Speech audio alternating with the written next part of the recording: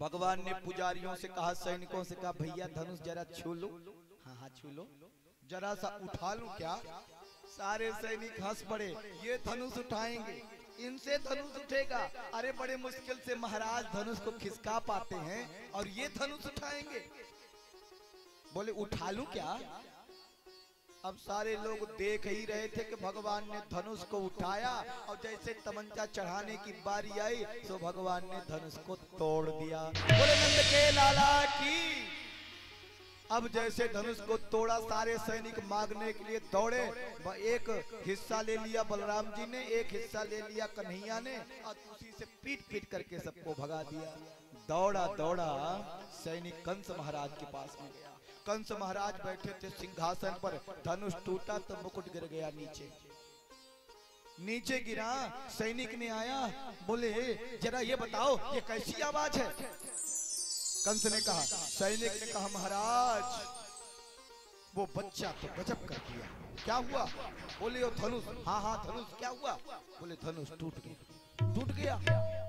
कंस तो कांपने लगा, क्योंकि जब शंकर भगवान ने धनुष दिया था तो भगवान ने कहा था इस धनुष को बचा के रखना, और जो इस धनुष को तोड़ देगा वो तुम्हें भी तोड़ देगा, छोड़ेगा नहीं, ये ध्यान रखना।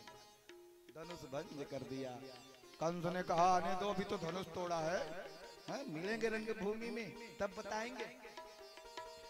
एक हाथी था, उसको शराब पिला दिया, भगवान ने उसका भी कल्याण कर दिया। और देखिए दांत तोड़ उखाड़ करके हाथ में ले लिया। रंग भूमि में जैसे पहुंचे तो वहाँ बड़े बड़े पहलवान पहले से तैयार हैं। रंग भूमि स्टेडियम आजकल कराती ना व्यवस्था बैठने की है, सारे लोग एकदम बैठे हुए हैं। और भगवान जब वहां पहुंचे तो लोगों की भावना कैसे? मल्यानाम शशिनिराणाम नरवरः स्त्रीणाम यस्मरणो मूर्तिमान गोपानां स्वजनो सतां चितिभुजां सस्ताशु पित्रो शिशु मृत्युर्भोजपतेर विराट विदुषां तत्तं परम योगिनां वृष्णीनां परदेवतेति विदितो रंगम गतः साग्रजः मल्लानां शशिनिराणां नरवरः स्त्रीणां यस्मरणो मूर्तिमान। जो वहाँ के नर नानी हैं और जो पहलवान हैं वो भगवान को पहलवानों का पहलवान दिखाई देता है। जो नर नारियां हैं उन्हें अपना पुत्र दिखाई देता है, किसी को वात्सल्य उमड़ता है। जो योगी लोग हैं उन्हें योगेश्वर भगवान दिखते हैं, गोपों को अपना हितैषी दिखता है। अब कंस महाराज को अपनी मृत्यु दिख रही उनके रूप में, साक्षात मानो उनकी मृत्यु सामने खड़ी है। जाके रही भावना जैसी, जाके रही भावना जैसी, जाके रही भावना जैसी, जाके रही भावना जैसी, प्रभु मूरति प्रभु मूर्ति देखी ऐसी, जागी रही भावना जैसी, प्रभु मूर्ति देखी ऐसी। उमादारी जो सिद्ध की नाही, उमादारी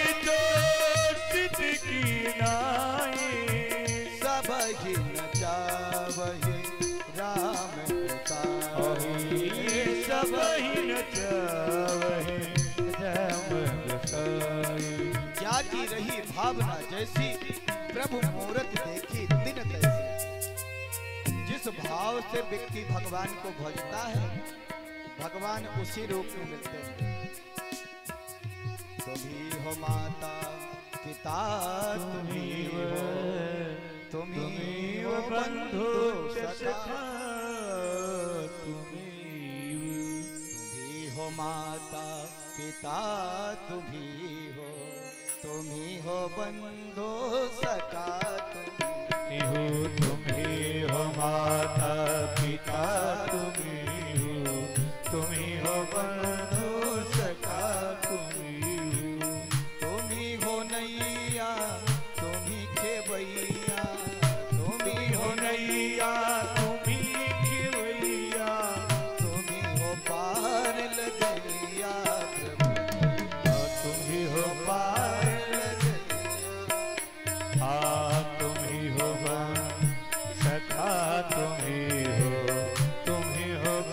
बंधु सखा तुम्ही हो, तुम्ही हो माता पिता तुम्ही हो बंधु सखा तुम्ही हो तुम्ही हो साथी तुम्ही सहारे, कोई न अपना सिवा तुम्हारी। तुम्ही हो साथी तुम्ही सहारे, कोई न अपना सिवा तुम्हारी। तुम्ही हो नैया तुम्ही मितवैया, तुम्ही हो बंधु सखा तुम्ही हो, तुम्ही हो माता पिता तुम्ही हो बंधु सखा तुम्ही हो बंधु सखा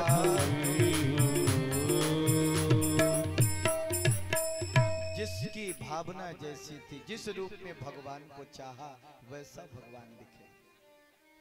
वहां जो पहलवान थे उन्होंने कहा हे कृष्ण आओ दो दो हाथ हो जाए। बोले आप लोगों से दो दो हाथ, आप सब तो पहाड़ जैसे दिख रहे, हम छोटे छोटे बच्चे। बोले सुनो, हमारे महाराज ने आपका सम्मान करने के लिए बुलवाया है, उसके इसलिए कि आपने इतने बड़े बड़े कारनामे किए हैं। तो आपने गोवर्धन उठाया, ऐसे उठा लिया क्या बिना ताकत के? आपने काली नाग को नथ दिया, ऐसे क्या? तो देखो परीक्षण तो होना चाहिए ना सामने कि झूठ है। और आप तो पहलवानों के पहलवान हो, तो हो जाए दो दो हाथ। भगवान ने कहा तो आपकी उम्र कितनी, हमारी उम्र कितनी? वहां जो माताएं थी ना, तो जब ये बात कह रहे थे कंस ने भी कहा हाँ हाँ दिखाओ उनके साथ युद्ध करके। तो माताओं ने कहा हे कंस तेरा सत्यानाश हो जाए, तू मर क्यों नहीं जाता? तू मर जाए तो ही ठीक है, हैं? देखो कितना नन्हा सा लाला है, हैं? और इसको कह रहे इन पहाड़ जैसे पहलवानों से युद्ध करें। हे कंस तेरा सर्वनाश हो जाए, तेरा सत्यानाश हो जाए, तेरी आज ही मृत्यु हो जाए। अब बताओ श्राप दे दे रही है ऐसी ऐसी माताएं, बचेगा क्या है? भगवान ने कहा ठीक है। और देखो युद्ध हुआ, पहलवानों को भगवान ने कल्याण कर दिया। मुष्टिक और चारूर आया। मुष्टिक का अर्थ था एक मुक्का जिनको मार दे तो उठता नहीं है, और चारूर वो है जिसको अपने हाथ में ले ले तो चूर चूर करके ही छोड़ता, वो चारूर है। भगवान बलराम ने मुष्टिक को भी एक मुक्का मारा, उसका भी कल्याण हो गया, और भगवान ने चारूर का कल्याण कर दिया। बोले नंद के लाला की जय। और दौड़े दौड़े कंस महाराज के पास पे पहुंचे, अब बाल पकड़ा कंस महाराज का। कंस ने कहा छोड़ो छोड़ो छोड़ो छोड़ो। भगवान ने कहा क्यों? अरे छोड़ो छोड़ो, दर्द हो रहा है, बाल छोड़ो। भगवान ने कहा आपको भी दर्द होता मामा जी? हाँ हाँ क्यों, मुझे दर्द नहीं होता? बोले जब मेरी मैया के बाल पकड़े थे तो क्या मेरी मैया को दर्द नहीं हो रहा था? मेरी मैया कह रही थी भैया मेरे बाल छोड़ दो, मेरे बाल छोड़ दो। आपने छोड़ा था क्या? जाके पैर न होए विवाई, टेका जाने पीर पराई। फिर सुनिए मामा जी, मैं जल्दी पकड़ता नहीं हूँ, अब पकड़ता हूँ तो जल्दी छोड़ता नहीं हूँ। कंस ने बड़ा युद्ध करने का प्रयास किया, भगवान का और कंस का युद्ध हुआ, और भगवान ने कंस का भी कल्याण कर दिया। बोले के लाला की। चारों तरफ भगवान की जय जयकारा होने लगी। कारागार से माता पिता को निकाले हैं, उग्रसेन महाराज को फिर से राजा बनाया गया। नंद बाबा जाने लगे, ग्वालवाल जाने लगे, तो नंद बाबा ने कहा लाला कन्हैया चलोगे वृंदावन? मैं जानता हूं कि तू वसुदेव और देवकी का पुत्र है, लेकिन अगर तू नहीं चलेगा तो तेरी मैया यशोदा रो रो करके मर जाएगी, चलोगे? भगवान ने कहा बाबा अभी अभी तो मैं यहाँ पर आया हूँ, और हमको लगता है मथुरा में बहुत संकट है, मैं बहुत जल्दी आऊंगा, अभी आप लोग चलिए, हमारी जरूरत यहाँ पर है। आंखों में आंसू लिए नंद बाबा ग्वालवाल चल गए। यशोदा मैया दूर से देखती रही, मेरा लाला आ रहा है क्या, आ रहा है क्या? और देखो आज तक वो देखती रह गई वर्षों वर्ष। इधर भगवान का मुंडन संस्कार हुआ और भगवान पढ़ने जा रहे हैं। राजकुमार के पुत्र हैं, राजा के पुत्र हैं, राजकुमार हैं, शिक्षा दीक्षा के लिए तो जाएंगे ही। और देखिए उस समय सबसे परम विद्वान गुरु थे संदीपनी ऋषि। वो कहाँ थे? अवंतिका नगरी उज्जैन में। उसका नाम है अवंतिका उज्जैन नगरी, जहाँ महाकालेश्वर हैं। आप लोग गए भी होंगे, मैं तो वहां था। देखिए वहीं पर संदीपनी आश्रम है और वहीं से कुछ दूरी पर एक ग्राम पड़ता है नारायणा, जहां पर सुदामा की मुलाकात हुई थी। आज भी वो लकड़ी का बोझा जैसा का तैसा रखा हुआ है। मैं आंखों से देख के आया हूँ। ये अलग बात है, कोई लकड़ी नहीं बची है, अब उसमें क्या हो गया, उग आए हैं, लेकिन बोझ जैसे रखा हुआ है। आज एक विचित्र चीज और मैंने देखी थी वहां। जब उज्जैन से आप जाइए नागदा, उधर है नागदा, नागों का दहन किया था जनमेजय ने, यज्ञ किया था, इसलिए उसका नाम हो गया नागदा। तो वहां रास्ते में एक पेड़ पड़ा था, जानते किसका? चने का। और इतना बड़ा पेड़ था कि उस पे चढ़ करके लोग चना तोड़ते थे। छोटा नहीं था, कहते ना चने के झाड़ पे चढ़ जाओ, है? तो चना का पेड़ आज भी है। तो देखिए सुंदर नगरी अवंतिका नगरी उज्जैन, खूब चंदन भी होता है वहाँ। मलयागिरी चंदन बहुत ज्यादा वहाँ पे मिलते भी हैं। और महाकालेश्वर की नगरी है, वहाँ के राजा स्वयं महाकाल हैं।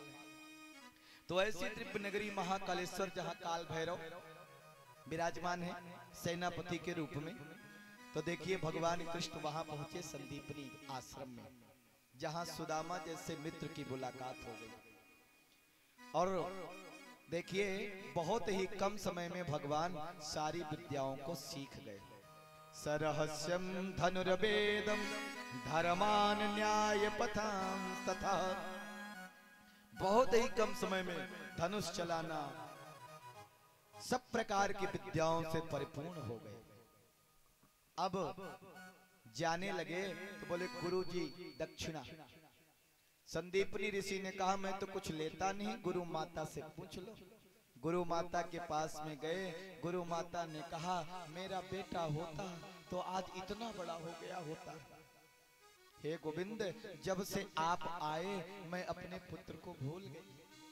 अब आप जा रहे हो, मैं किसके सहारे रहूंगी? भगवान ने कहा गुरु माता आपका पुत्र कहाँ गया? बोले कहते हैं कोई राक्षस उठा के ले गया और समुद्र में मार के डाल दिया।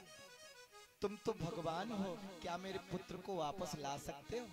भगवान ने कहा गुरु माता चिंता मत करो, अभी जाता हूँ। अब देखो भगवान केवल बांसुरी नहीं बजाते, अब धनुष बाण भी चलाते, तलवार भी चलाते। अब भगवान समुद्र के किनारे पहुंचे और धनुष में बाण साधा और ऐसे निशाना लगाया। समुद्र हाथ जोड़ करके खड़ा हो गया। भगवान बताइए मेरे लिए क्या आज्ञा है? भगवान ने कहा मेरा गुरु पुत्र लगता है तुम्हारे अंदर है, उसे बताओ कहाँ है? समुद्र कहा भगवान मैं कुछ नहीं जानता, मेरे जल में एक शंख है, उसमें एक शंख नाम का राक्षस रहता है, हो सकता उसी ने मारा हो। भगवान ने उस शंख नाम के राक्षस को मार दिया और देखो गुरुपुत्र तो मिला नहीं, शंख मिल गया भगवान को। और उस शंख का नाम है पांचजन। पांचजन ऋषिकेशो देवदत्त अर्जुन। भगवान श्री कृष्ण के शंख का नाम पांचजन्य है और अर्जुन के शंख का नाम है देवदत्त। भगवान शंख लेकर के और यमराज के यहाँ चल गए, यमपुरी पहुंच गए। और देखो शंख बजाया, यमराज वहां सामने आ गए और हाथ जोड़े, बोले भगवान आदेश करिए मैं आपके लिए क्या करूं? बोले मेरे गुरुपुत्र की आत्मा चाहिए। सो गुरुपुत्र की आत्मा लेकर के आए और गुरुपुत्र को जिंदा कर दिया। लेकर के संदीपनी ऋषि और गुरु माता के चरणों में प्रणाम किया और ये आपका पुत्र। कई वर्षों बाद जब अपने पुत्र को माता पिता पाए तो फूले नहीं समाये। संदीपनी ऋषि ने कहा हे कृष्ण मेरा आशीर्वाद है, अब तीनों लोकों में तुम्हारा कोई सामना नहीं कर पाएगा। और कहते हैं गुरु मेहरबान तो चेला पहलवान, जब गुरु की कृपा हो जाए तो क्या कहना। हमारे गोविंद वहां से आए हैं, बड़े विनम्र हो गए। 7 माताएं हैं, 7 माताओं को प्रणाम किया। अभिवादनशीलस्य, जिनका गुण ही अभिवादन करना, वृद्धों की सेवा करना, प्रणाम करना। लेकिन भगवान श्री कृष्ण जब से आए हैं ना, तब से जरा उदास उदास रहते हैं। आज माता देवकी ने कहा वसुदेव जी से, सुनिए, मैंने सुन रखा है श्री कृष्ण को यशोदा माखन मिश्री खिलाती थी, मैं भी बनाऊं क्या? जुनरी की रोटी बनाती हूँ, माखन मिश्री बनाती हूँ और कन्हैया को खिलाऊंगी। वसुदेव जी ने कहा, कौन मना करता? तुम्हारा बेटा, तुम उसकी माँ, जो मर्जी सो खिलाओ, तुमको कोई मना थोड़ी करता। और देखो, माखन मिश्री लेकर के, जुनरी की रोटी लेकर के, साग लेकर के माता देवकी जो है पहुंची हैं कहाँ? जहां मेरे प्रभु बैठे हुए हैं, उनके महल में। और जैसे भगवान ने थाली में से माखन मिश्री देखा, वैसे भगवान के आंखों से आंसू छलछला पड़े और भगवान बोल उठे। उन्हें मैया की याद आ गई, जोर से रो पड़े। मेरी मैया मेरे रथ के पीछे दौड़ रही थी और कह रही थी, कन्हैया मत जा मत जा। मैंने कहा, मैया परसों आ जाऊंगा, बरसों बीत गए, अभी तक नहीं गया। अगर मुझे परसों नहीं जाना था तो मैंने मैया से क्यों झूठ बोला? जोर जोर रोने लगे भगवान। देवकी मैया के हाथ से थाली जमीन पर गिर गई। दौड़ी दौड़ी वसुदेव जी के पास में गई और कहने लगी, ये कन्हैया क्यों रोता है? ये कृष्ण क्यों रोते हैं? इन्हें क्या कष्ट है? वसुदेव जी ने कहा, मुझे भी नहीं मालूम, क्योंकि श्री कृष्ण का जीवन तो नंद बाबा और यशोदा मैया के यहाँ बचपना बीता है। भगवान श्री कृष्ण के महामंत्री और सखा हैं उद्धव, बृहस्पति के शिष्य हैं। वसुदेव जी ने कहा, उद्धव को बुलाओ, हो सकता है उद्धव को कुछ बता दे। उद्धव जी गए। वृष्णीनाम प्रवरो मंत्री कृष्णस्य दयितः सखा शिष्यो बृहस्पते साक्षात् उद्धवो बुद्धिसत्तमः, उद्धवो बुद्धिसत्तमः। बृहस्पति के शिष्य हैं, परम ज्ञानी है उद्धव जी। भगवान के पास में गए और भगवान से कहा, हे गोविंद, आपका महामंत्री होने के नाते नहीं, आपका मित्र होने के नाते मैं आपसे पूछता हूँ, आपको क्या कष्ट है? आप क्यों रोते हैं? भगवान ने कहा, उद्धव जी, मुझे वृंदावन की बड़ी याद आती है, मुझे मैया की बड़ी याद आती है, मुझे अपने ग्वाल बाल और मेरी गोपियां मुझे बहुत याद करती है। उद्धव मोहि ब्रज बिसरत नाही, उद्धव मोहि ब्रज बिसरत नाही।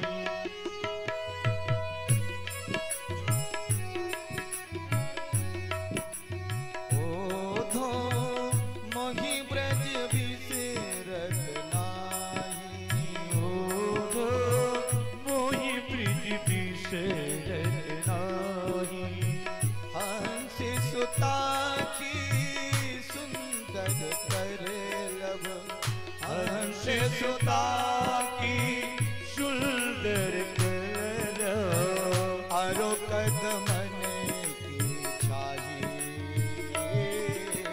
ओढ़ो मोहि ब्रज बिसरत नाही, ओढ़ो मोहि ब्रज बिसरत नाही। वे सुरभि में बख्शितो सुरभि वे बख्श सोहरी, खीर के दोहा बन जाही, ओढ़ो मोहि ब्रज बिसरत नाही, ओढ़ो मोहि ब्रज बिसरत नाही। हे उद्धव, मुझे ब्रज की बहुत याद आती है, मेरे ब्रजवासियों की बड़ी याद आती है, गोपियों की याद आती है, उनके साथ मैंने जो लीला की उसकी याद आती है। यद्यपि ये मथुरा नगरी कंचन की नगरी है, सोने की नगरी है, चारों तरफ मणि मुक्ता है, ग्वाल बाल सब करत कोलाहल, ग्वाल बाल सब करत कोलाहल, नाचत देगन बाही, मोहि ब्रज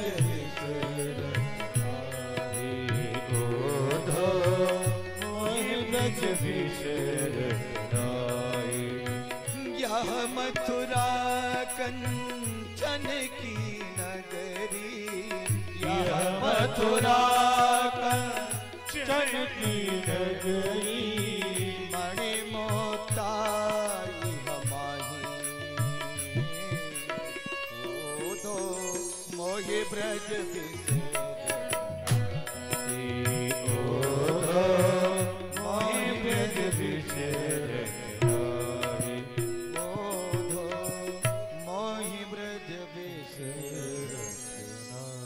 ब्रज की बड़ी याद आती। उद्धव जी ने कहा तो क्या करूं? बोले मुझे इसलिए याद आती है क्योंकि वो भी हमें याद करते हो। आप परम ज्ञानी हैं, आप विद्वान हैं, आप ब्रज में चले जाइए, वृंदावन चले जाइए, गोपियों को समझाना, हमारे ग्वाल वाल को समझाना, सखाओं को और मेरी मैया को समझाना। वे हमें याद नहीं करेंगी तो हमें भी उनकी याद नहीं आएगी। उद्धव जी ने कहा धन्य है भगवान, वाह प्रभु वाह, याद आती है आपको और याद करते हैं वो आपको, और जाऊं मैं वो भी उन ग्वालों के पास। भगवान आपकी आज्ञा का पालन करना तो मेरा धर्म है, लेकिन मैं एक आध घंटे से ज्यादा रुकूंगा नहीं।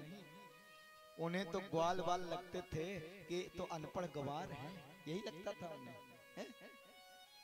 उद्धव जी जाने लगे, भगवान ने कहा मेरी कमरिया लेके जाओ, क्योंकि ब्रजवासी तो केवल उन्हीं से बात करते हैं जिसका संबंध कृष्ण से होता है, और जिसका संबंध कृष्ण से नहीं होता ब्रजवासी तो उसकी ओर देखते भी नहीं, बात करने की छोड़िए।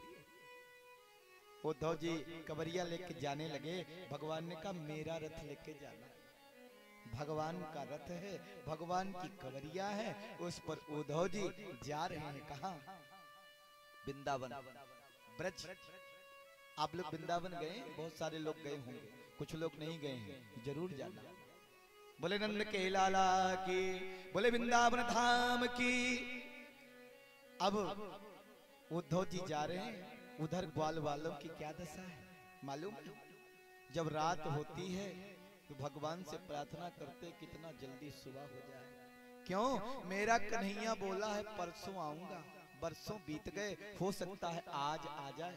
जा करके सुबह होती तो चौराहे पे बैठ जाते और मथुरा की ओर से आने वाले रास्ते को एकटक देखते। सुबह से शाम हो जाती और जब शाम होती तो जाते कहते मैया आज भी कन्हैया नहीं आया, और जा करके सो जाते। और रात को सोते तो कहते भगवान कितनी जल्दी रात बीत जाए, सुबह हो जाए, हो सकता है कल मेरा कन्हैया आ जाए। आज मथुरा की ओर से आते हुए रथ को देखा, जब रथ को देखा तो एक ग्वाले ने कहा, एक बाल सखा ने कहा भैया देख देख वो कन्हैया आ रहा है, अरे कन्हैया का रथ आ रहा है। एक मित्र ने कहा मैं तो कन्हैया से रूठा हूँ, पहले आएगा मुझे मनाएगा और बोलेगा अब छोड़ के नहीं जाऊंगा तो उससे मिलूंगा। बोले तू तो यही ठहर, हम तो चलते हैं उससे मिलने के लिए। सारे लोग दौड़ पड़े तो उससे भी नहीं रहा गया। उसने सोचा पहले कन्हैया से मिल लूं, बाद में रूठ लूंगा।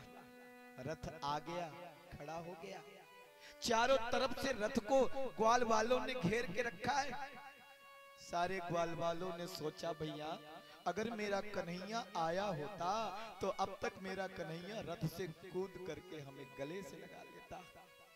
रथ में बैठे थे उद्धव जी, पर्दा खुला। कहिए मैं उद्धव, आप लोग? ओहो, तो आप लोग बाल सखा हैं, गोविंद के मित्र हैं। हाँ सुनिए, मुझे गोविंद ने भेजा है और गोविंद को बड़ी याद आती है आपकी, और आप लोग याद करते इसलिए उनको भी याद आती है। आप उन्हें याद ऐसे मत किया करिए। आपको मालूम है ना वो जगतपति हैं, वो नारायण हैं। देखिए इसलिए हम आपके पास आए हैं समझाने के लिए। जरा बताइएगा यशोदा मैया का महल किधर है? सारे ग्वाल वालों ने कहा वाह रे कन्हैया, इतने वर्षों के बाद भी याद आई तो खुद नहीं आया, मित्र को भेज दिया। उन्होंने कहा उद्धव जी आप तो मित्र के सखा हैं ना, कन्हैया के सखा हैं ना। ये जो नहर देख रहे हैं, हाँ हाँ ये नाली का पनारा, हाँ नहर जो बह रही है बस इसके किनारे किनारे चले जाइए। जहां इसका उद्गम है वही यशोदा मैया का महल है। क्योंकि ये जो नहर बह रही ना, ये जो पानी का पनारा बह रहा है ना, ये कोई पानी नहीं है। लाखों गैया, लाखों गोपियां, यशोदा मैया, नंद बाबा, इन सब के आंखों के आंसू है जो नहर बन करके बह रहा है। जैसे उद्धव जी ने धरती पर पैर रखा, उद्धव जी ने कहा बाप रे बाप, मैं कहां आ गया इस ब्रज में, कितना प्रेम करते हैं ये ग्वालवाल।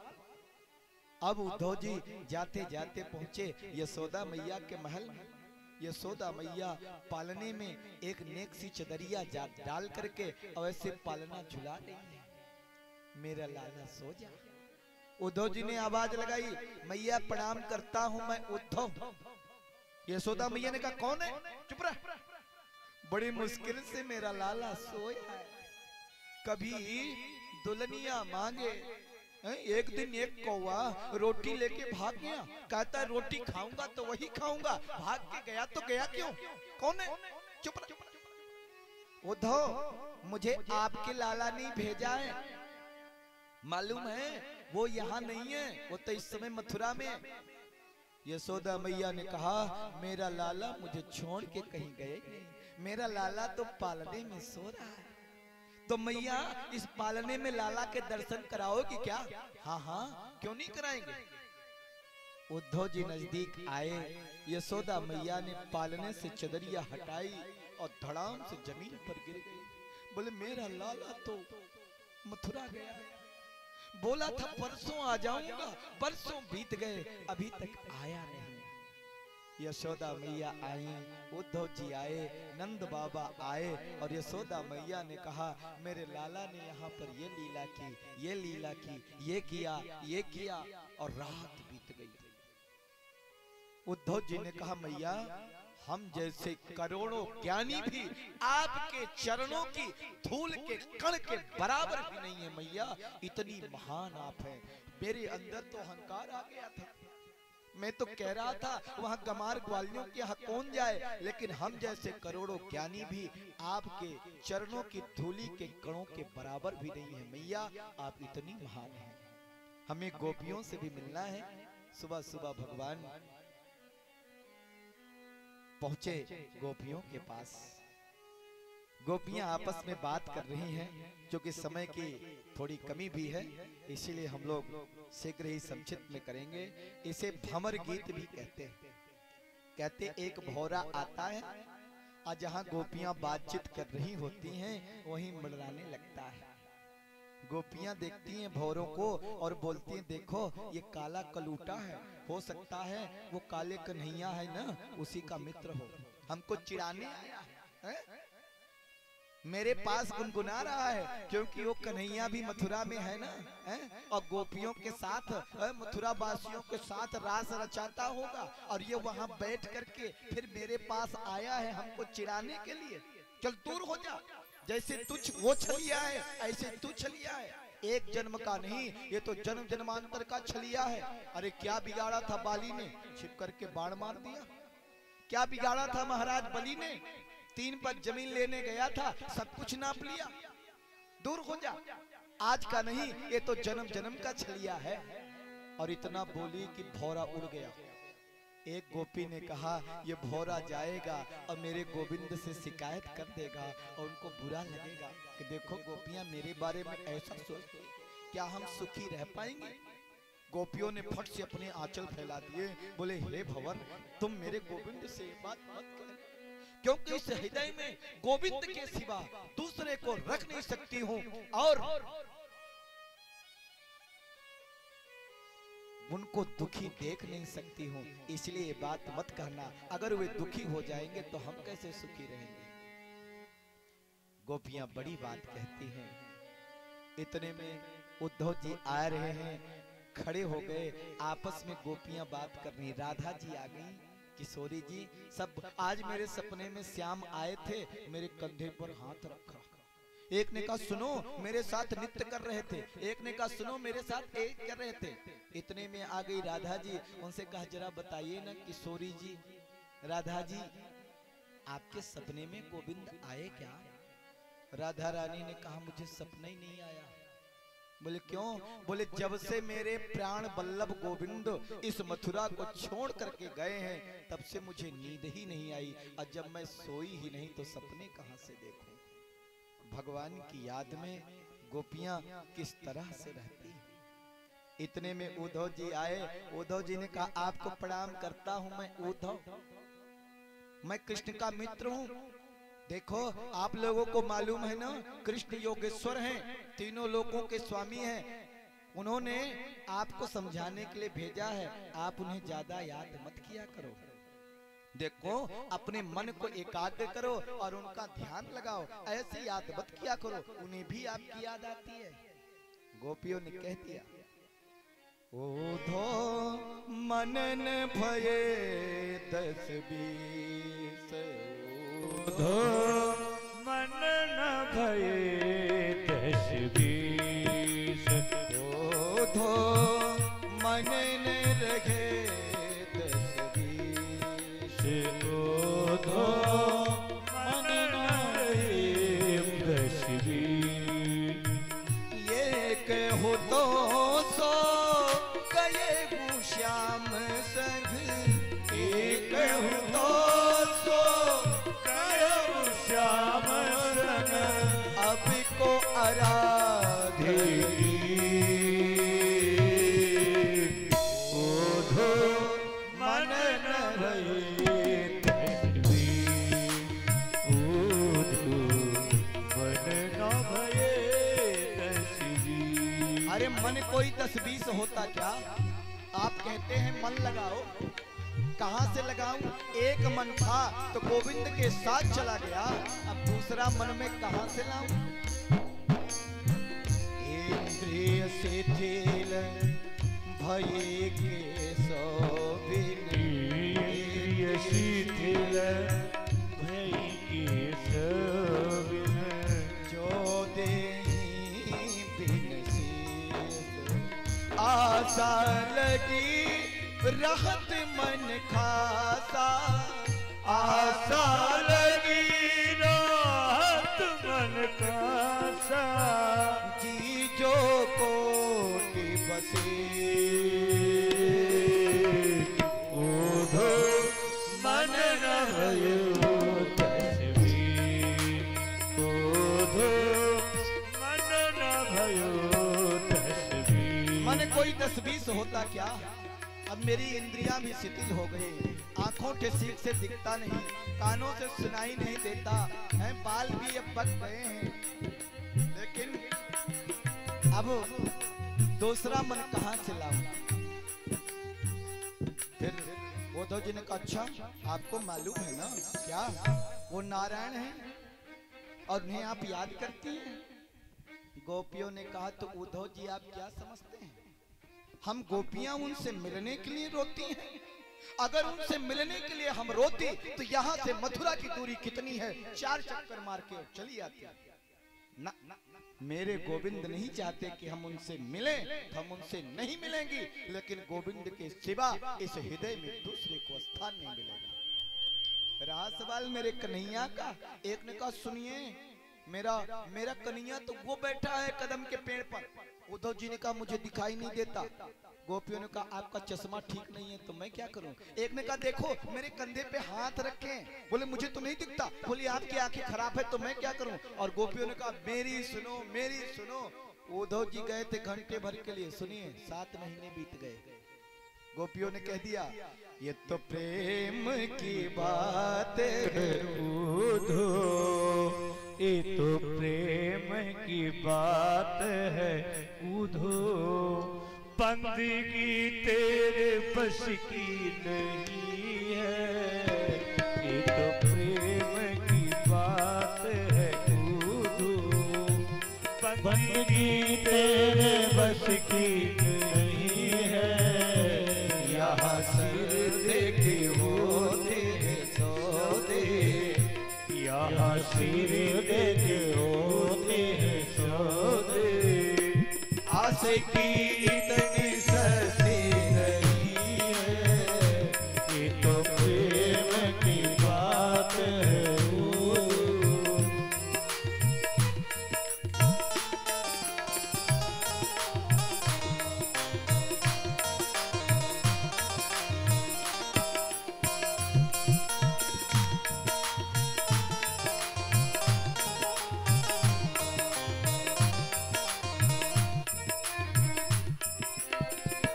प्रेम वालों ने कब वक्त पूछा, उनकी पूजा में सुन लो ये ऊधो।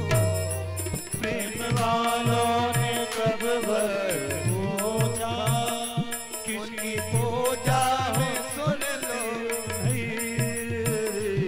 प्रेम वालों ने कब वक्त पूछा, उनकी पूजा में सुन ले है वो। यहाँ दम दम में होती है पूजा, यहाँ दम दम में होती है पूजा। सर झुकाने की फुर्सत नहीं है, यहाँ दम दम में होती है पूजा। सर झुकाने की फुर्सत नहीं है, ये तो प्रेम की बात है कूदो।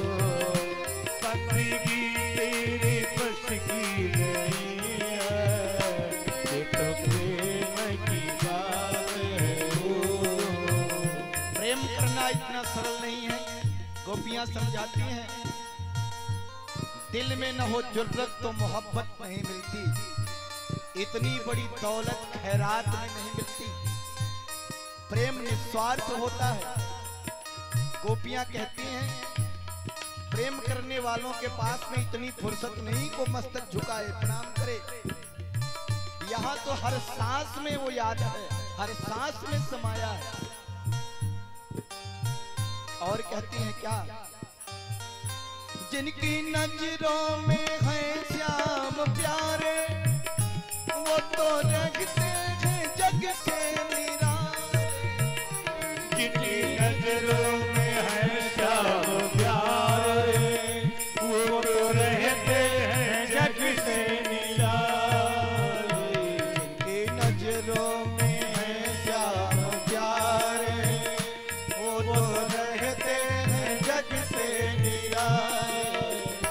जिनकी नजरों में मोहन समाए, जिनकी नजरों में मोहन समाए, वो नजर फिर तरसती नहीं है। ये तो प्रेम की बात है कूदो। बंदगी तेरे बस की नहीं है, ये तो प्रेम की बात है कूदो।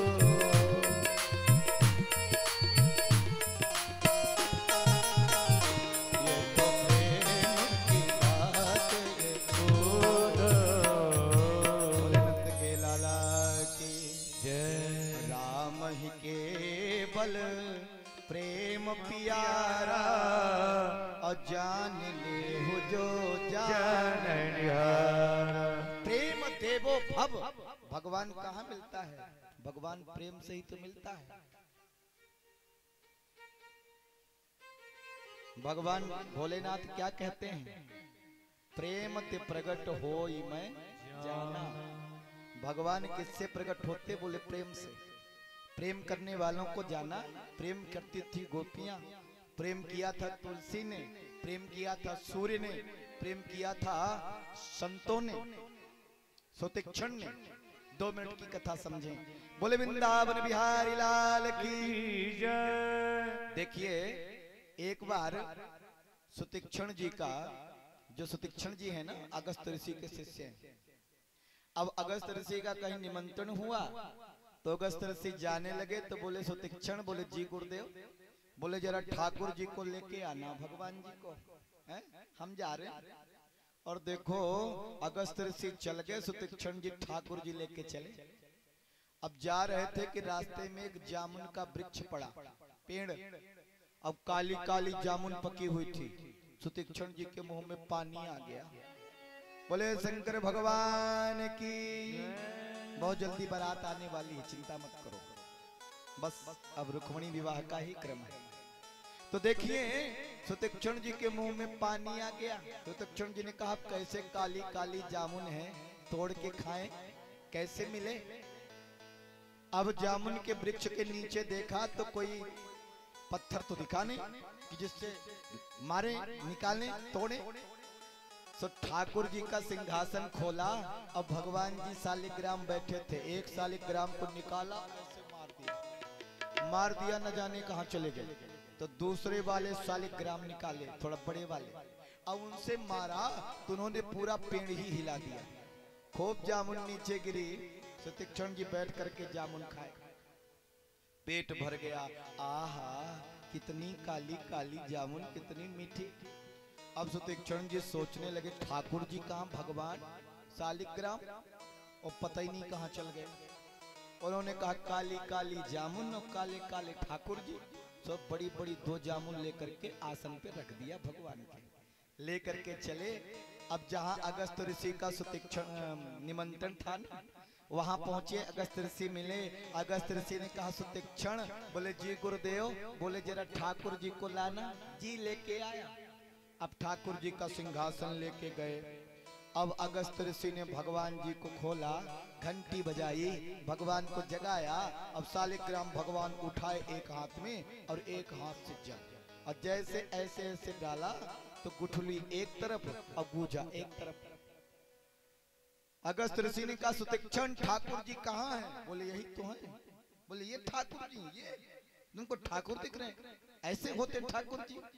सुतीक्षण जी ने कहा गुरुजी जब देखो तब आपके एक ही काम है। बोले क्या? बोले नहलाते रहो, धुलाते रहो, नहलाते रहो। रात दिना का चंदन पानी ठाकुर सड़ गए, हम का जाने। जब देखो तब नहलाते रहते, धोते रहते, भगवान जी सड़ गए। सुतीक्षण जी की जम करके पिटाई किया। सुतीक्षण जी ने कहा गुरुजी आपने मुझे पत्थर के भगवान के लिए मारा है, अब मैं तभी आऊंगा जब सदेह भगवान को लेकर के आऊंगा। और एक समय आया जब भगवान आए और सुतीक्षण के सामने प्रकट हो गए। अतिशय प्रीत देख रघुबीरा, प्रगटे हृदय हरन भव भीरा। और भगवान को लेकर के गए, भगवान प्रेम में विराजे थे। फिर गोपियों ने कहा मेरी सुनो, मेरी सुनो। उद्धव जी तो ने कहा मैं तो ऐसा व्यक्ति हूँ कि अब आपको प्रणाम भी नहीं कर सकता, मेरी इतनी क्षमता नहीं कि मैं आपको प्रणाम कर सकूं, इतनी आप महान हैं। गोपियों ने कह दिया उद्धव तुम हुए बोरे पाती लेकर आए दौड़े, तेरा योग कौन जाने, यहाँ रोम रोम श्याम है। उद्धव जी ने कहा बस जाता हूँ और शाम तक भगवान को लेकर के आता। 7 महीने बाद उद्धव जी पहुंचे भगवान के पास। भगवान ने कहा आइए जानी जी। जैसे गए उद्धव जी ने कहा भगवान क्या कह रहे हैं जानी जी, अरे इतना बड़ा प्रेम साम्राज्य छोड़ करके आप यहाँ कैसे रहते हैं? भगवान बड़े मुस्कुराए, बोले उद्धव तुम ज्ञानी बहुत थे लेकिन प्रेम की कमी थी, और जब तक प्रेम नहीं होता तब तक भक्ति नहीं आती। आज मुझे खुशी है तुम्हारे अंदर भक्ति आ गया। तुम जानना चाहते हो मेरी गोपियां कहाँ हैं, मेरी राधा कहाँ है? जरा नेत्र तो बंद करो। और जैसे नेत्र बंद किया और खोला तो देखा भगवान के बाजू में श्री राधा रानी और हजारों हजार गोपियां खड़ी हैं। बोले नंद के लाला की जय। इस प्रकार से उद्धव जी वहां से लौट करके आए। देखिए अब मथुरा में जब कंस मारे गए तो कंस के ससुर जी थे कौन? जरासंध। 17 बार चढ़ाई कर दिया मथुरा में, 17 बार भगवान ने हरा दिया। 18वीं बार भगवान रणछोड़ बन करके गए। और देखो रात में लोग सोए हुए थे मथुरा में, और जब सुबह हुई तो उठे कहाँ? द्वारिका में। तो लोग कह रहे थे द्वार कहाँ, द्वार कहाँ, द्वार कहाँ, और बराबर हो गई द्वारिका। और देखो वहां के नाथ हो गए श्री कृष्ण चंद्र भगवान। बोले श्री कृष्ण चंद्र भगवान की, द्वारिकाधीश भगवान की। रेवत नाम के राजा थे, उनकी एक पुत्री थी रेवती, उससे बलराम जी का विवाह हो गया। देखिए 11 वर्ष 56 दिन तक भगवान कहाँ थे? वृंदावन गोकुल में। और 14 वर्ष तक भगवान जो है मथुरा में थे। इसके बाद भगवान अब द्वारिका पहुंच गए। बड़ा सुंदर साम्राज्य है, चारों तरफ बड़ी खुशियां हैं, सोने की द्वारिका पूरी है। आप लोग जाइएगा तो आपको दिखेगा। हालांकि जो असली द्वारिका है कहते हो समुद्र के अंदर है, डूब जाती। कई बार द्वारिका मंदिर बनाए गए लेकिन डूबता चला जा रहा है। आप कुछ लोग दर्शन किए होंगे, मैं भी वहां जा चुका हूं। और वहीं भेंट द्वारिका भी है जहां सुदामा जी की मुलाकात हुई थी। तो देखिए वो सोने की नगरी द्वारिका नगरी, जहां का सभा जो है ना उसमें हर चीज ऑटोमेटिक आ जाती है। वहां जाने पर न भूख लगती है न प्यास लगती है। जितने लोग रहते हैं उतनी सीट हो जाती है, एक सीट खाली रहती है। जितने आते जाओ जाते जाओ। भगवान की सुधर्मा सभा, बड़ी दिव्य सभा, उस सभा में भगवान विराजते। देखिए कुंजनपुर के एक राजा हैं विदर्भ देश के, जिनका नाम है भीष्मक। राजायाशीद भीष्मको नाम विदर्भाधिपतिं महान्, तस्य पंचा भवन पुत्रा कन्यकाच वरानना, कन्यकाच वरानना। भीष्मक राजा हैं जिनके 5 पुत्र हैं और 1 पुत्री है। रुक्मी, रुक्मरत्न, रुक्मबाहु, रुक्मकेश, रुक्माली। देखिए ये उनके पुत्र हैं और 1 पुत्री है जिसका नाम है रुक्मणी। अब रुक्मणी मैया जो हैं मन ही मन भगवान गोविंद को पति रूप में स्वीकार कर चुकी है। ये साक्षात लक्ष्मी है। भीष्मक महाराज ने तप किया और एक सरोवर में एक कन्या मिली जिसका नाम रखा लक्ष्मी। यही है माता लक्ष्मी जिनका नाम रखा रुक्मणी। अब देखिए रुक्मणी का जो बड़ा भाई है रुक्मी, वो अपनी बहन रुक्मणी का विवाह चेद नरेश शिशुपाल से कर देना चाहता है। और देखो वागदान भी हो गया, माने बात भी पक्की हो गई। परसों बारात आने वाली है। अब परसों बारात आने वाली है। रुक्मणी मैया ने अपनी भाभी से कहा, भाभी अगर मेरा विवाह मेरे भाई ने जबरन शिशुपाल से करा दिया तो फिर आप मुझे जिंदा नहीं पाएंगे, क्योंकि मैंने मन ही मन श्री कृष्ण को, द्वारिकाधीश को पति रूप में स्वीकार कर चुकी हूँ। तो रुक्मी की पत्नी रुक्मणी मैया की भाभी ने कहा, तो ये बात द्वारिकाधीश को पता है क्या? बोले ना। तो बोले तुम बताई हो क्या? बोले नहीं। तो बोले कोई चिट्ठी पत्र लिखी हो क्या? बोले ना। अरे बोले तो जल्दी लिखो, पत्र भिजवाओ, सूचना भिजवाओ, तब तो पता चलेगा उनको, तब तो आएंगे। ठीक है। रुक्मणी मैया ने बहुत सुंदर पत्र लिखा है।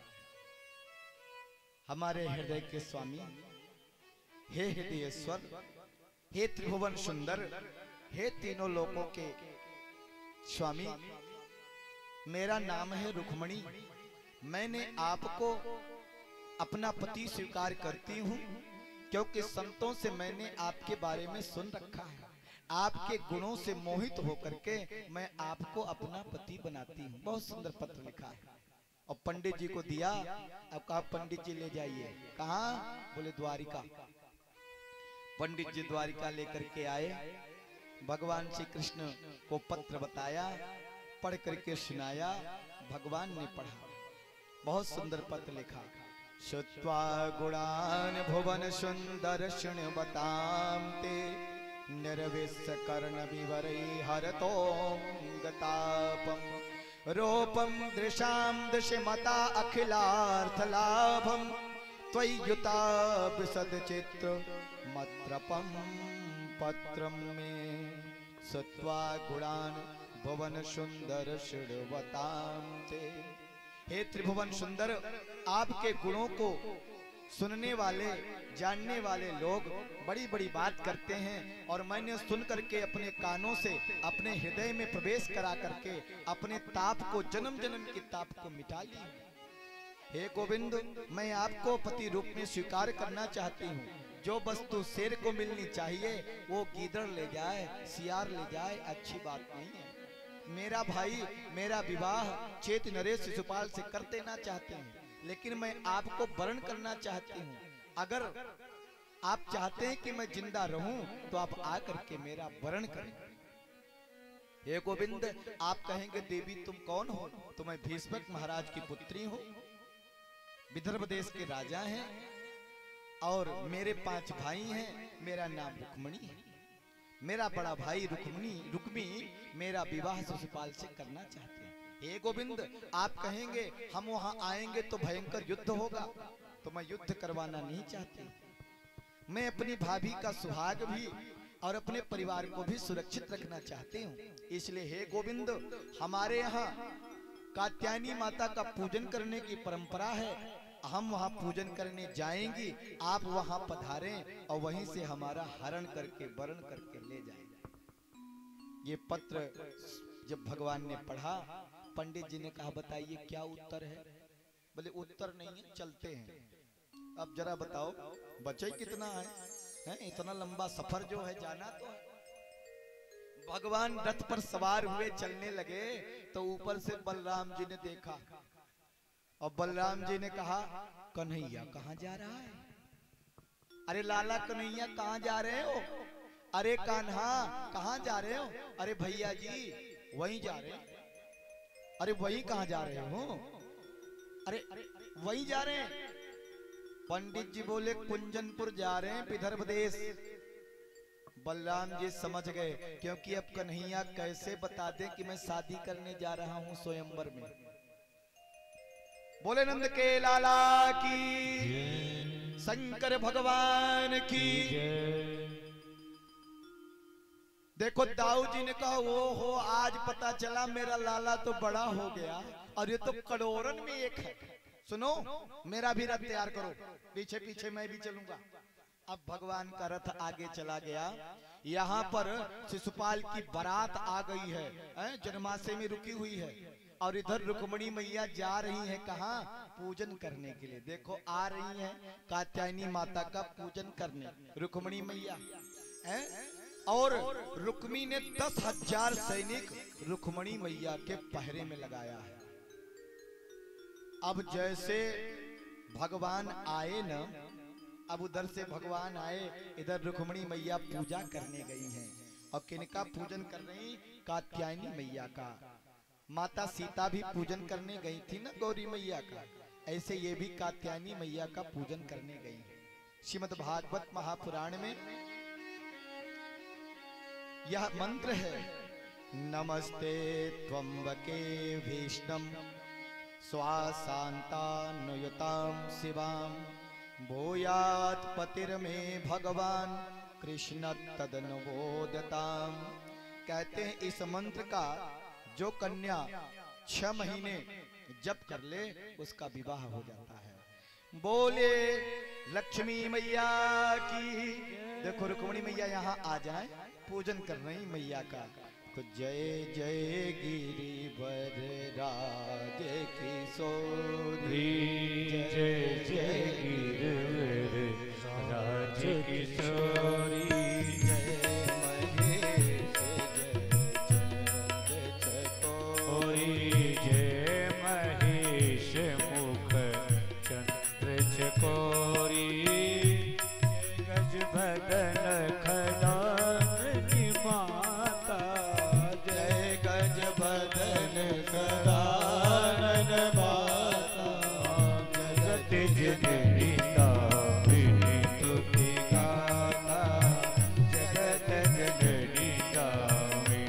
तुझे गाता, नहीं तब आगे मध्य अवसाना, और नहीं तब आगे मध्य अवसाना, अमित प्रभाव वेद नहीं जाना, अमित प्रभाव वेद नहीं जाना, भव भव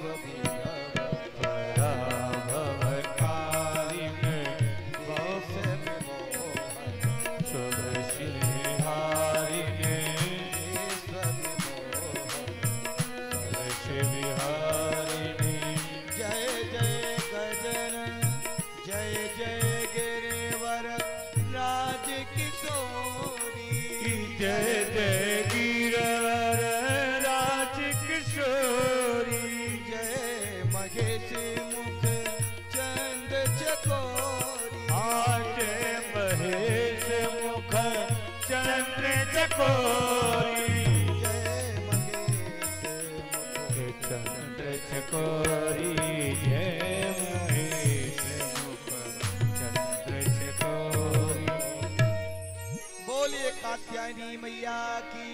जय। और देखो मैया का पूजन कराने के बाद माँ के गले का हार रुक्मणी मैया के गले में आ गया, मानो माँ का आशीर्वाद मिल गया। और देखो बाईं आंख फड़कने लगी, माताओं का बायां फड़के तो शुभ है और भाइयों का दाहिना फड़के तो शुभ है। एक बात आपसे कहें, थोड़ा फड़के तो ही शुभ है और ज्यादा फड़के तो डॉक्टर को दिखाना। भोले बाके बिहारी लाल की, शंकर भगवान की। देखो उतने में पंडित जी आ रहे मुस्कुराते हुए। अब देखो अगर कोई मुस्कुराते हुए आए इसका मतलब कार्य सिद्ध करके आया। रुक्मणी मैया ने पंडित जी से पूछा, गोविंद ने कोई सूचना दी क्या? बोले ना, कोई सूचना नहीं दी। रुक्मणी मैया उदास हो गई, बोले सूचना नहीं दी, गोविंद आए हैं। अब इधर मैया जयमाला लेकर के खड़ी हैं। लो मैया, अब देखो माला लेके मैया खड़ी हैं। इतने में आ गए गोविंद, और आज जैसे गोविंद का रथ आया 10,000 सैनिक मारने के लिए दौड़े। अभी रुक जाओ। बोले वृंदावन बिहारी लाल की। अब देखो 10,000 सैनिक मारने के लिए दौड़े। जानते क्या हुआ? भगवान ने मुस्कुरा दिया। अब सुनिए, भगवान की मुस्कान में ही तो सब फंसते हैं। एक ने कहा वो हो हंसता कितना सुंदर है। एक ने कहा खाली तू हंसी देख रहा है, गले का हार देख करोड़न का होगा। एक ने कहा खाली हार देखता है, जरा पैरों का खड़ाऊं देख सोने का है। एक ने कहा खाली खड़ाऊं देखता है, जरा कमर की करधनी देख आहा अरबन की है। और देखो सब भगवान को देख रहे हैं और भगवान बीचों बीच जा रहे हैं। और देखो आ गए भगवान, आ जाओ। और जैसे भगवान आए, रुक्मणी मैया ने कहा आहा यही तो मेरा स्वामी है, और गले में हार पहना दिया। ताली बजाओ सभी लोग, बोल वृंदावन बिहारी लाल की जय हो। बोले द्वारिकाधीश भगवान की जय। बताओ भगवान का विवाह हो रहा, इतने धीरे ताली बजाइएगा, खुशी नहीं है का? जैसे बजाओ जोर से। बोले द्वारिकाधीश की। थक गए बेचारे बहुत देर से जयकारा बोलते बोलते। कल एकादशी है, व्रत भी रहेगा ना, इसीलिए देखिए लेकर के जाइए। और गोविंद ने रुक्मणी मैया को उठाया और लेकर चल गए। अब इधर सैनिक देख रहे हैं, रथ पर जैसे बिठाया, एक सैनिक ने कहा आह रथ कितना सुंदर है। बोले खाली तू रथ देख रहा है, जरा इसका झंडा देख, गरुड़ जी उड़ रहे हैं। लगता है गरुड़ की तरह जो है भागता होगा। और देखो भगवान तो भगा के ले जाता। ताली बजाओ सभी लोग।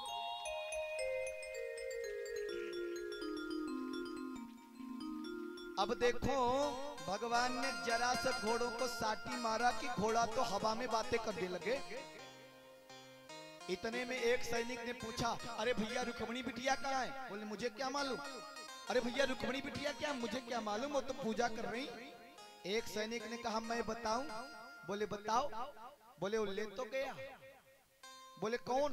बोले वही जो आया था, न काला था न गोरा था, वो तो नीला नीला था, वही तो ले गया। अच्छा, बोले तुम बताए नहीं? अरे मैंने सोचा जोड़ी बड़ी सुंदर है, एक बार ले जाने तो फिर बताऊंगा। और देखो लेके चला गया। बोले द्वारिकाधीश भगवान की। इतने में रुक्मी आया और रुक्मी कहा रुक्मणी कहाँ है? बोले वो कृष्ण लेकर के गया। बोले तुम 10,000 सैनिकों के बीच वो यशोदा का पुत्र मेरी बहन को भगा ले गया।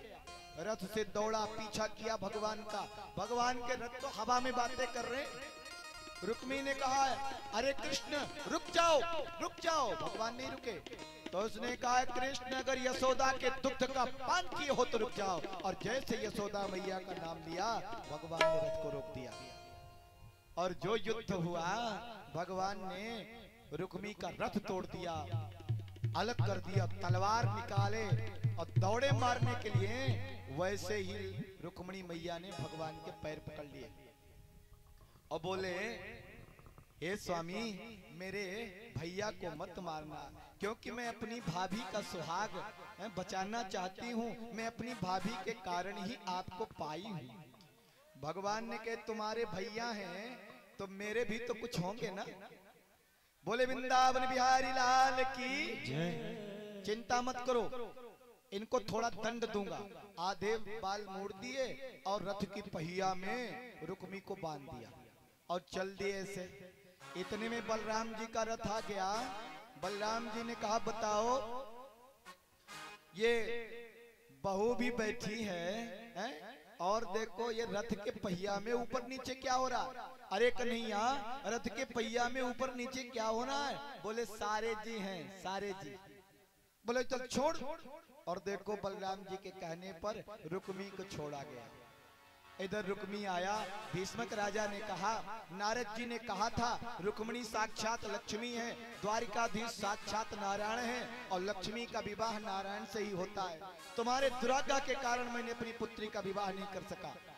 रुक्मणी मैया को बुलाया है और देखो मैया के हाथों में अब मेहंदी लग रही है।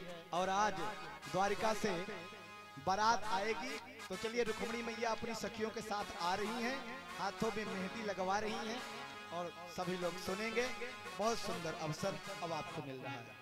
आओ मेरी सखियां मुझे मेहंदी लगा दो, मेहंदी लगा के मुझे ऐसी सजा दो, मुझे श्याम सुंदर की दुल्हन बना दो, मुझे श्याम सुंदर की दुल्हन बना दो। आओ मेरी सखियां मुझे मेहंदी लगा दो, आओ मेरी सखियां मुझे मेहंदी लगा दो, मेहंदी लगा दो मुझे ऐसी सजा दो, मेहंदी लगा दो मुझे ऐसी सजा दो, मुझे श्याम सुंदर की दुल्हन बना दो, मुझे श्याम सुंदर की दुल्हन बना दो।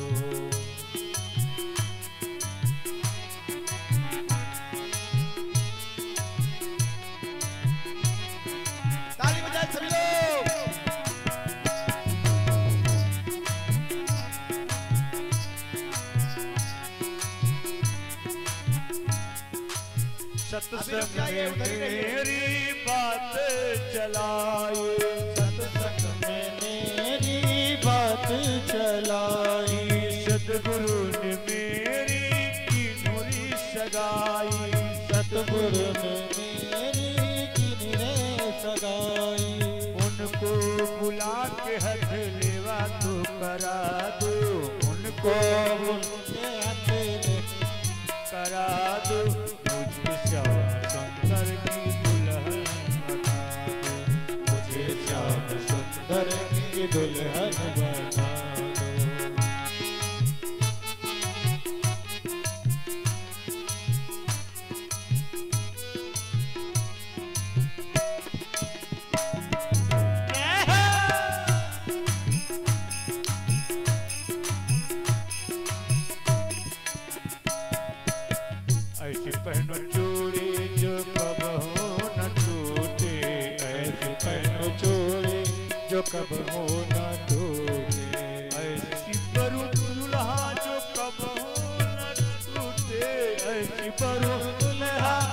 कबहू न रोने, अटल सुहाग की विद्या लगा दो, अटल सुहाग की विद्या लगा दो, मुझे श्याम सुंदर की दुल्हन बना दो, मुझे श्याम सुंदर की दुल्हन बना दो। आओ मेरी सखिया मुझे मेहंदी लगा दो, आओ मेरी सखिया मुझे मेहंदी लगा दो, मेहंदी लगा के मुझे ऐसी सजा दो, मेहंदी लगा दो मुझे ऐसी सजा दो, मुझे श्याम सुंदर की दुल्हन बना दो, मुझे श्याम सुंदर की दुल्हन बना दो, मुझे श्याम सुंदर की दुल्हन बना दो, मुझे श्याम सुंदर की दुल्हन बना दो।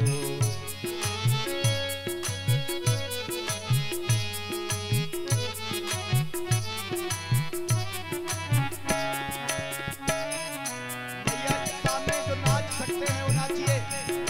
माँ के हाथों में मेहंदी लग रही है, आप लोग भी नाच सकते हैं।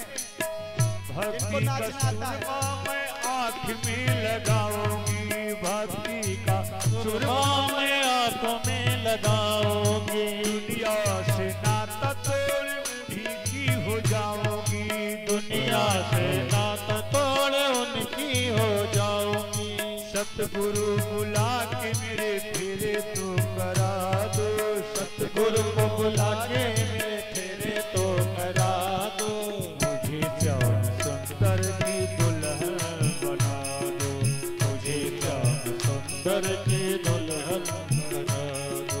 आओ मेरी सखियाँ मुझे मेहंदी लगा दो, आओ मेरी सखियाँ मुझे मेहंदी लगा दो, मुझे श्याम सुंदर की दुल्हन बना दो, मुझे श्याम सुंदर की दुल्हन बना दो, मुझे श्याम सुंदर की दुल्हन बना दो, सुंदर की दुल्हन बना दो।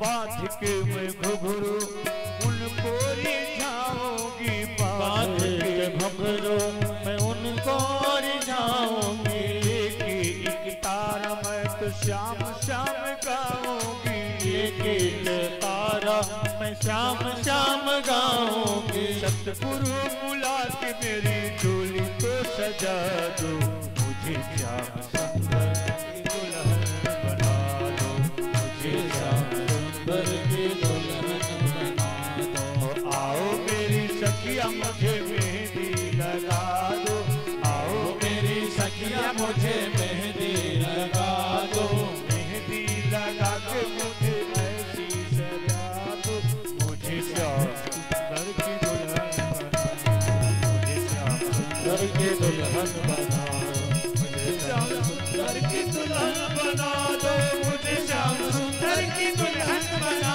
दो, दुल्हन बना दो, दुल्हन बना दो, दुल्हन बना दो। बोले रुक्मणी मैया की। और देखो मेरे भगवान की बारात आ रही है। अब बारात में भगवान के जो बाराती है ना, नाचते हुए आएंगे भगवान के साथ। देखो है ऐसे नहीं, आज तो ये पूरा का पूरा द्वारिका बाराती और घराती दोनों ही हैं, देख लो है। तो चलिए भाई लोगों की बारी है, नाचते हुए आएंगे। कन्हैया जी आ रहे हैं, आइए नाचते हुए आइए।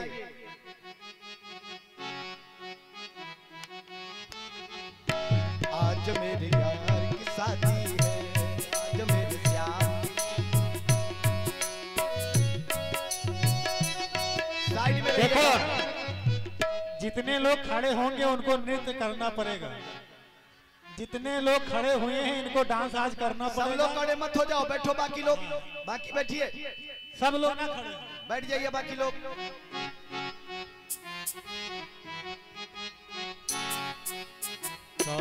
शादी है आज घनश्याम की शादी है, श्याम की शादी है मेरे घनश्याम की शादी है, श्याम की शादी है मेरे घनश्याम की शादी है, आज मेरे श्याम की शादी है, आज मेरे श्याम की शादी है। लेके आइए भगवान को।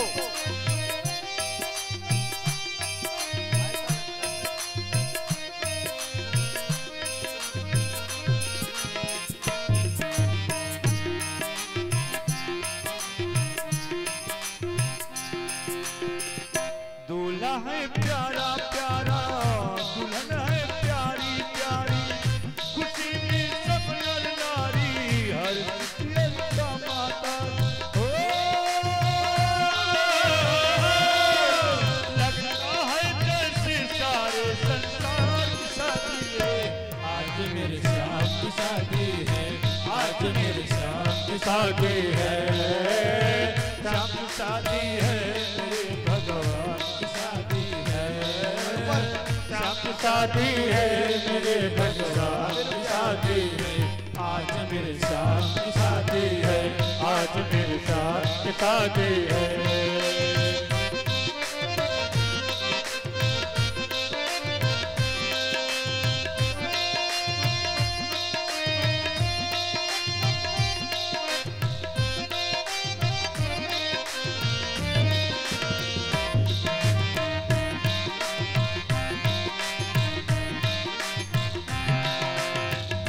द्वारिका की नर नारी मन भारी, सभी मिल नाचे गावे, सुधाती है बलिहार। मारुत बिरकी संग कृष्ण मुरार की शादी है, आज मेरे श्याम की शादी है, आज मेरे श्याम की शादी है, श्याम की शादी है मेरे घनश्याम की शादी है, आज मेरे श्याम की शादी है, आज मेरे श्याम की शादी है। ऐसा लगता है सारे संसार की शादी है, आज मेरे श्याम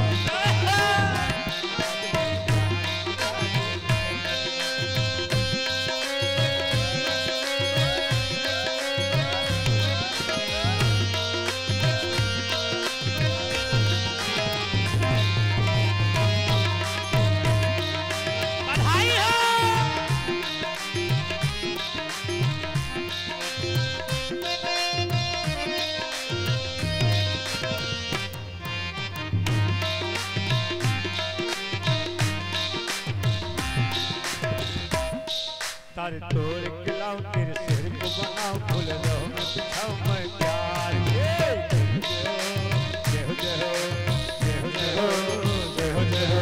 तारे तोड़ के लाऊं तेरे सिर को सजाऊं, फूल लो बिछाऊं मैं प्यार के, आज लूंगा मैं बलाएं जीवन से दुआ, सब खुशियां मनाओ दो की।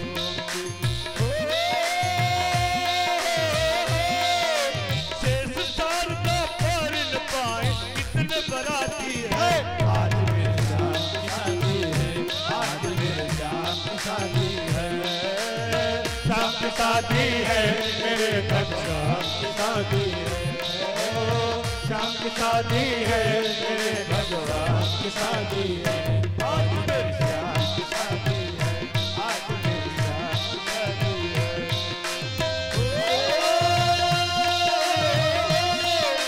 लगता है जैसे सारे संसार की शादी है, आज मेरे श्याम की शादी है, आज मेरे श्याम की शादी है, आज मेरे श्याम की शादी है, आज मेरे श्याम की शादी है, आज मेरे श्याम की शादी है, आज मेरे श्याम की शादी है। देखिए अब भगवान का विवाह होगा, इसके बाद कन्यादान का क्रम होगा, बैठे रहिए। और बारी बारी से आप लोग कन्यादान करेंगे और भगवान के विवाह उत्सव में नाचेंगे भी। थोड़ा थोड़ा पीछे हो जाइए आप लोग, पीछे हो जाइए।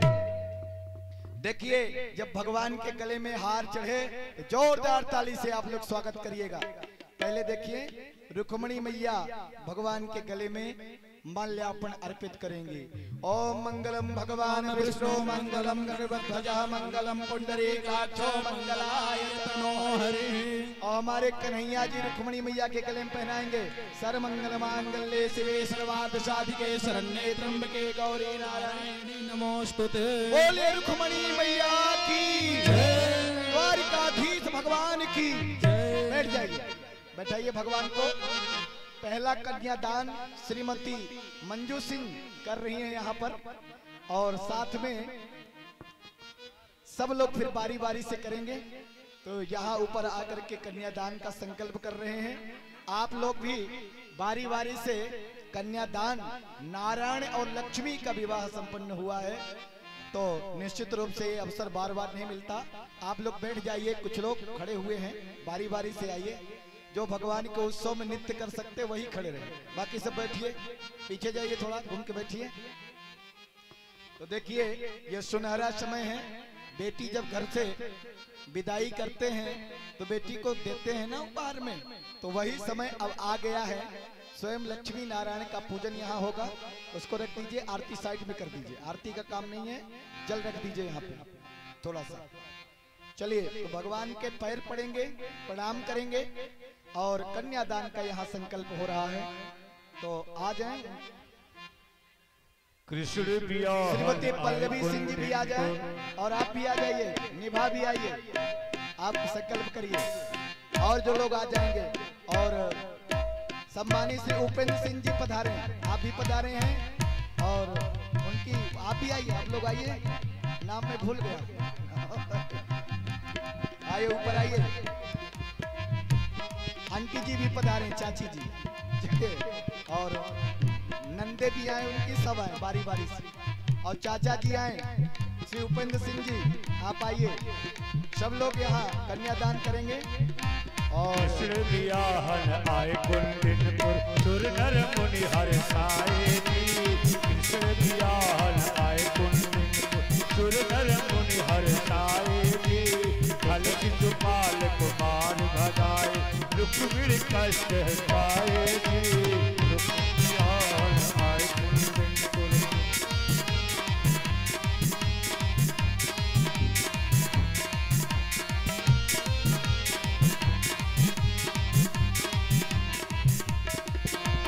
भीष्मक दीन दहेज कृष्ण को मोतियन थाल सजाएगी।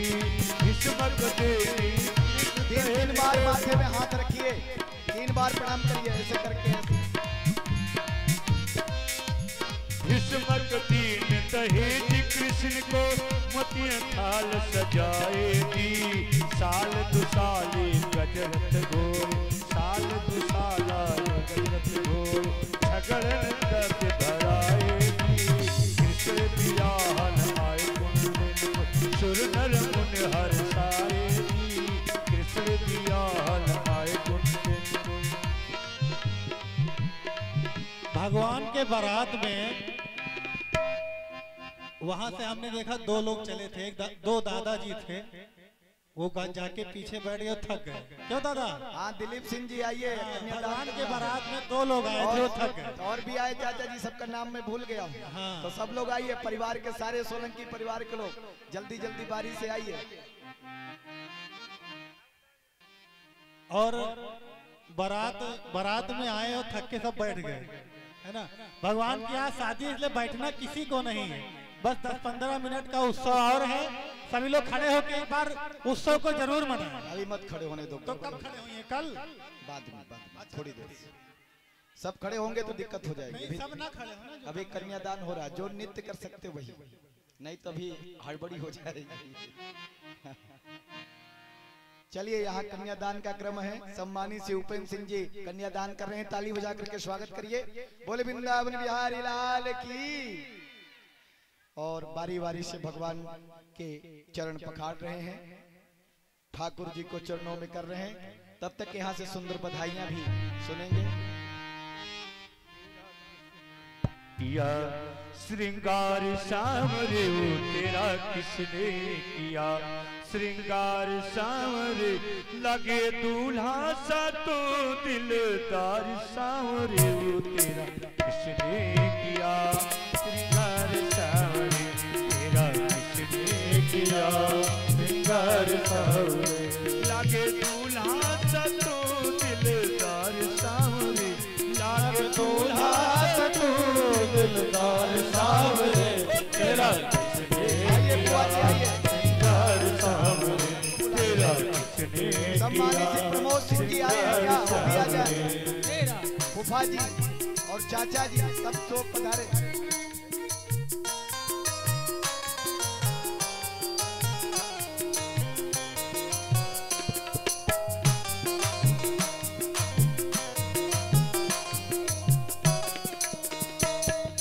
मस्तक पर मलयाग्नि चंदन के तिलक लगाया, मस्तक पर मलयाग्नि चंदन के सर तिलक लगाया, मस्तक पर मलयाग्नि चंदन के सर तिलक लगाया, मस्तक पर मलयाग्नि चंदन के सर तिलक लगाया, मोर मुकुट कानों में कुंडल इत्र खूब बरसाया, मोर मुकुट कानों में कुंडल इत्र खूब बरसाया, तू महकता रही दरबार सामरे, वो महकता रहे दरबार सामरे तेरा किसने किया, श्रृंगार सामरे तेरा किसने किया, श्रृंगार सामरे लगे दूल्हा सा तू दिलदार सामरे, लगे दूल्हा सा तू दिलदार सामरे तेरा किसने किया, श्रृंगार सामरे तेरा किसने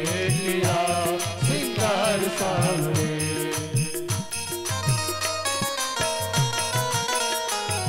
ताली बजाए सभी लोग।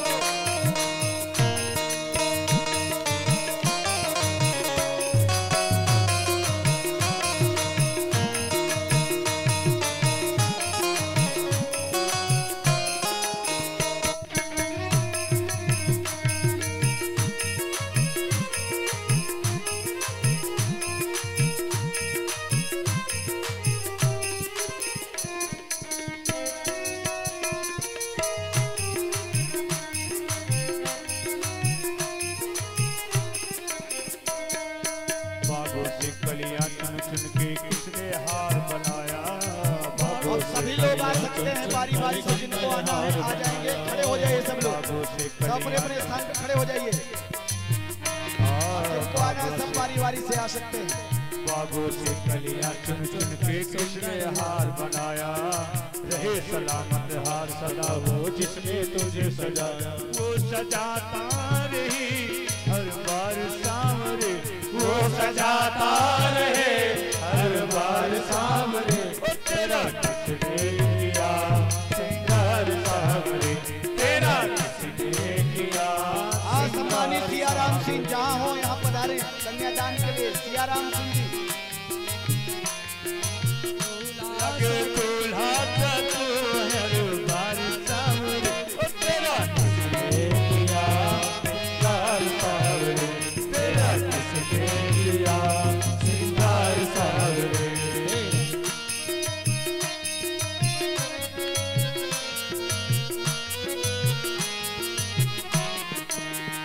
ताली बजाते रहिए।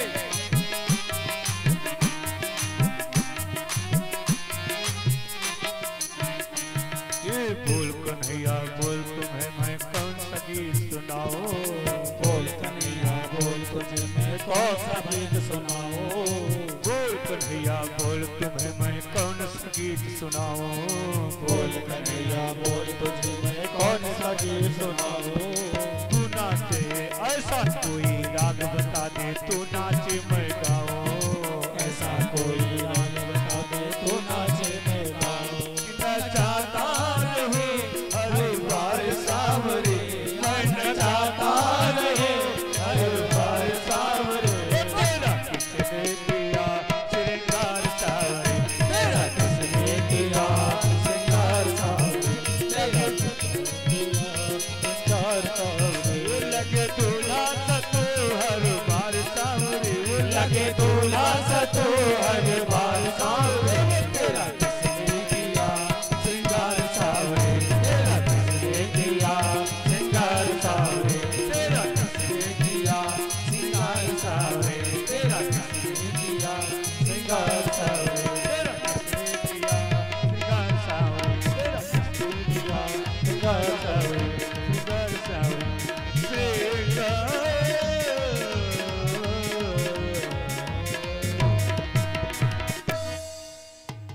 देखिए कन्यादान का क्रम यहाँ पर चल रहा है। कल प्रातःकालीन बेला में यज्ञ होगा, नवकुंडी गायत्री महायज्ञ। और देखिए कल कथा का समापन दिवस है। यद्यपि समापन लास्ट में होगा लेकिन कथा विश्राम हो जाएगी। तो कल ही कथा का अंतिम दिवस है कार्यक्रम का। तो प्रातःकालीन में यज्ञ होगा, संध्याकालीन में फिर कथा चलेगी।